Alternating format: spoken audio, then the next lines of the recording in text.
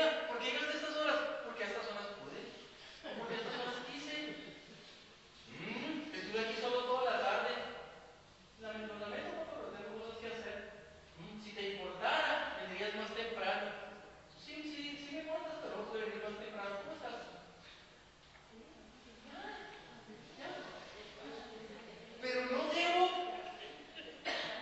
debo de estar de llorona hipócrita cuando mi padre muera.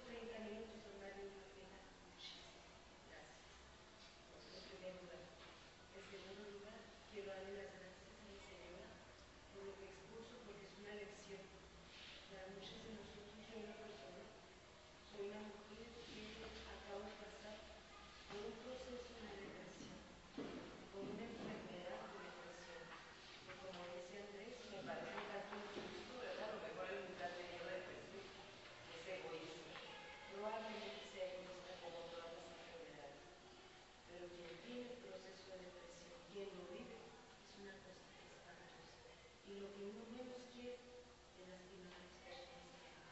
Pero desgraciadamente cuando uno enferma, se hace de depresión, de apendicitis o de lo que sea, todos los que están alrededor se enferman también. Entonces lo que usted hizo, ¿cuál es su nombre? Gabriela. Gabriela fue excelente, la vi y es algo que hizo fabuloso. Y la entiendo y lo comprendo de su proceso de depresión. Es algo horrible.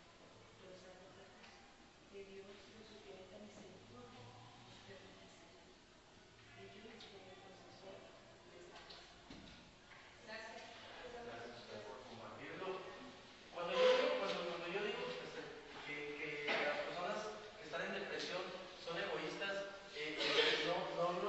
no las descalifico como decir que son malas personas, sino que esa enfermedad o ese estado emocional nos lleva a volcarnos hacia nosotros, o sea, centrarnos en nosotros. Cuando uno está deprimido, difícilmente puede llevar a los demás, está pensando en los problemas de los demás, está pensando en los propios problemas. Cualquier enfermedad que te hace volar hacia adentro, nada más de Pero por ejemplo la ira tiende, o sea, sí es cierto, parte del orgullo. la ira es una patología. La ira. Pues la ira es proporcional. Pero la depresión no siempre es una patología. A veces sí, es una enfermedad fisiológica, pero no siempre. El proceso de duelo, para procesar el perdón, no necesariamente es un trastorno, forma parte natural del proceso. Estar deprimidos de vez en cuando forma parte de ir por la vida. No sé qué hago.